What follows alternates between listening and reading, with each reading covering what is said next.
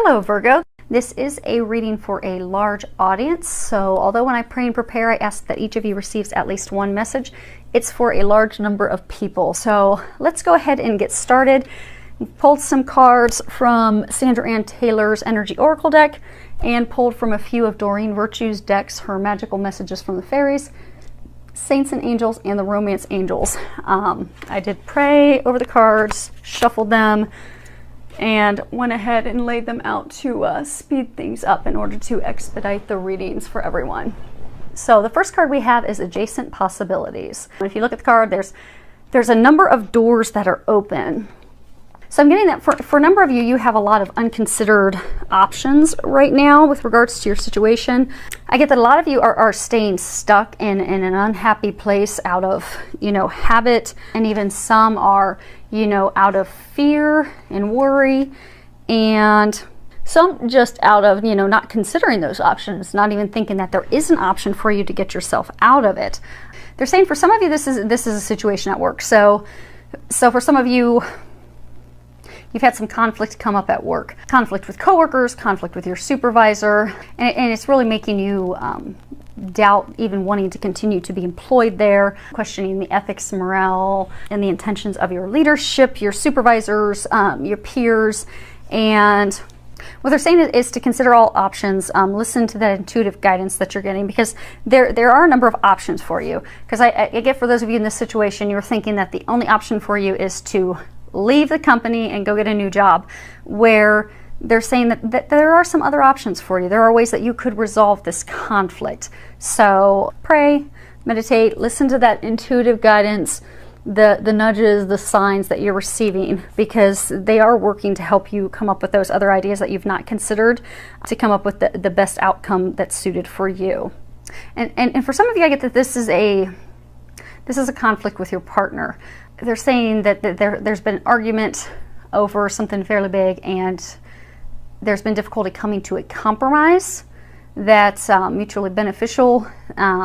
So you're not agreeing on it. There's a lot of emotions, conflicts, arguments, strife over it, and you're just anxiety, and you're just not coming up with a solution to fix it. So what they're encouraging you to do is to just take a deep breath, pray, meditate, and be open to the other ideas and suggestions that they give you, because they will give you those. Now, those may come through signs. Those may come, and the signs may be you overhear a conversation, maybe something in a song. It may be a constant thought that keeps coming to you repeatedly. And that's their sign, their messages that they're giving you to give you that method to fix and resolve everything. So they're encouraging you to listen to that, because it will go ahead and resolve the situation, and it will remove your anxiety. Because if you look here, you can see this girl. She's in great discomfort. She's very worried, very stressed out, withdrawn from the world. So I get for a number of you, it's related to these situations at work with your partner, your spouse, your significant other, where you're so worried and stressed you've just totally withdrawn. And you're stuck because you just don't know what to do. You have no idea where to go from here. And a number of you think that you don't have any options.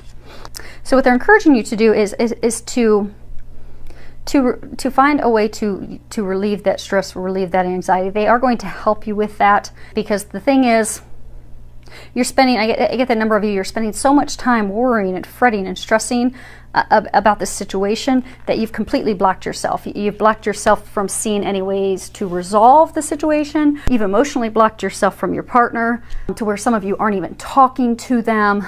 And what they're saying is for you to ask for their help. They are going to help you come up with creative solutions. They're going to help you come up with ways to relieve your stress, because since you're at such a place of emotional turbulence and stress and anxiety, to stay there, you won't be able to come up with any solutions. You won't be able to get out of that place where you find yourself. And they're trying to help you get out of that.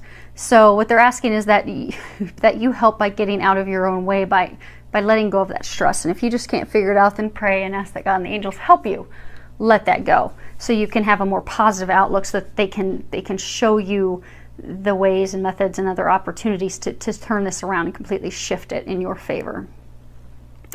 Now, some of you a lot of this worry and anxiety is actually about your son. So if you can read that card at the bottom, it says, your son is watched over and protected as he explores his world. So I get that a number of you are worried about your son, and he's an adult. He's older. You've really been worried about him. You felt that something's wrong. You've been wanting to help and reach out to him, but you don't know how. But you keep having this intuitive nudge and feeling and stuff that keeps coming up, and you're like, okay, do I act on it? Do I check with him? Do I see how things are going? And they're wanting you to know that you can trust that intuitive guidance, that intuitive information that you're getting, to take that action for your son, because you're getting it for a reason. I get for a number of you, your son is he's going like through a divorce, a separation from his longtime partner. It's very heartbreaking for him.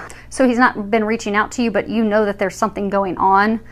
So they're encouraging you to listen to that nudge, listen to that information. If you're being encouraged to give him a call, to reach out to him to see how things are going, they're encouraging you to do that, because that will be a tremendous help for him as he's going through this. And they're also saying that, they're watching over him as well, and that you can help by, praying and letting go of those worries and concerns for him with prayer. Because you don't want to energetically, because I get, energetically, like, if you're envisioning the worst and thinking the worst, it could impact the outcome for him. So release that, let go, let God, ask that they help him and guide you on what you can do to help him in his situation. And it is going to come out in his favor. What's best for him and her as well. So this row down here is about love. And the first card that we have is, stay optimistic about your love life. Positive thinking and faith will bring you romance. So we influence the outcome, just like, we were discussing the sun and, your thoughts and your beliefs, how that will impact things.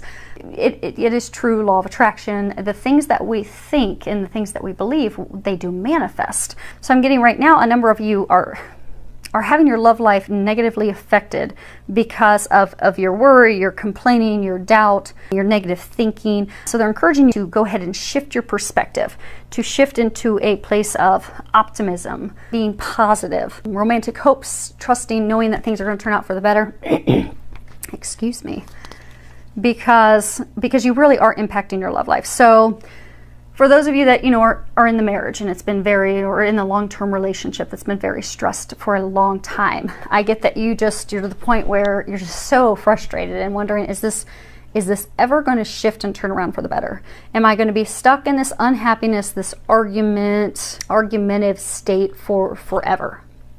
And that's why you continue to be in that state. So they're encouraging you to shift to your perspective, to be of faith in knowing that, okay, things are turning the corner now. Things are going to get better now. We're going to start to enjoy each other again. That spark's going to be reignited. We're going to be connecting again and loving each other again.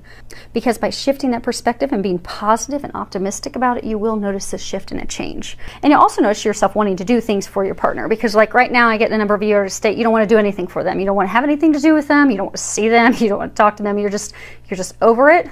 So when you shift your perspective and you shift to a more optimistic, positive place, you'll be a little more open to buying them flowers, to taking them out on a date, to doing something kind for them. And it all begins with a shift in your perspective, shifting to something positive. Now, for some of you that are single, same thing. I get the number of you, your thoughts are, okay, I'm never going to meet the one, I'm going to be alone forever, and woe is me, and oh, I'm going to be a crazy cat lady with 60 cats, and oh, this is just horrible. Well, that's what you're energetically drawing into yourself. Same thing. Shift your thoughts. Shift your thoughts to knowing, oh, I am going to meet the perfect partner. I am going to meet my soulmate. I'm going to meet the love bug of my life. And that's what will happen. And for some of you, do a visualization board, do a list, and let go and let God know that it's going to come true. Now, when you do your visualization board, don't go into a ton of detail like this, let go of control issues. When you do your list of, okay, here's the things I desire in a mate. Don't go into a ton of detail saying, okay, she's got to be 5'2", she's got to have blonde hair, double D chest, green eyes, she has to have the voice of an opera singer. She has to have this type of career field, because what you're doing is you're pushing out the perfect mate, the perfect partner that they have for you. Instead, when you're putting, it's good to put a list together of here's the things that I desire in a mate, but don't get so detailed that perfect divine other half, the best partner for you is blocked out, because that's not the detailed list that you had. So good to have expectations, put a list together, just don't try to control every little aspect, because then you'll also be blocking yourself from bringing in that mate, that partner that you desire. So they are trying to encourage you to do that. So let's see here. The other piece with the letting go of your control issues. I'll raise this up, see if you can read the bottom of it. Allow this situation to unfold naturally. And that's tied for those of you that are trying to control every little aspect, but also for some of you, so, things aren't going so well. And, maybe when he came home from work, he helped you, make dinner for the kids and clean up the house, but he didn't bring you flowers. You wanted him to bring you flowers for the argument that the two of you had the night before. So since he didn't bring you flowers, well, you're furious. So they're saying, don't throw the baby out with the bathwater. He's making an effort. He's trying. It's not exactly what you envisioned, but he's making an effort. So just let the situation unfold and be thankful for the things that he does. And vice versa. If you're a guy and you've had an argument with your lady and she comes home and she does something, it's, be thankful for the things that are being done. And don't let yourself block improving that love, that relationship, that partnership, because it's not exactly how you envisioned. Or for those of you that are single, because it's not the exact person in this uber detail of exactly what you're wanting in the person, because sometimes your prayers are answered differently than we envision. And if we let go of control, we let go and we let God, and we just let it unfold in its divine, perfect way, we will, most of the time, 99.999%, realize it's so much better than what we could have ever envisioned anyhow. So they're encouraging you to let go. And the last card, this is a card I was asking them, how can you improve your love life? And the card Move came up. So what they're saying is you can improve your love life. You can bring that spark back. You can bring that joy, that bliss, that connection back by moving your body, by doing something. Go dancing together. Go and exercise. Go hiking together. Go enjoy the outdoors. Do an outdoor sport. Go play volleyball. Play tennis together. Just go play. Go and have fun together, because that's going to shift your mood. It's going to shift their mood. It's going to get you into more of a positive place, which ultimately will get you in more of an open, loving place where you're receptive to love. You're receptive to that connection. You're receptive to each other, which will help shift things for you. So many thanks to all of you for subscribing to my channel. Thank you for all of your comments. I do love reading them and hearing from you. Filled with a lot of love, joy, and blessings.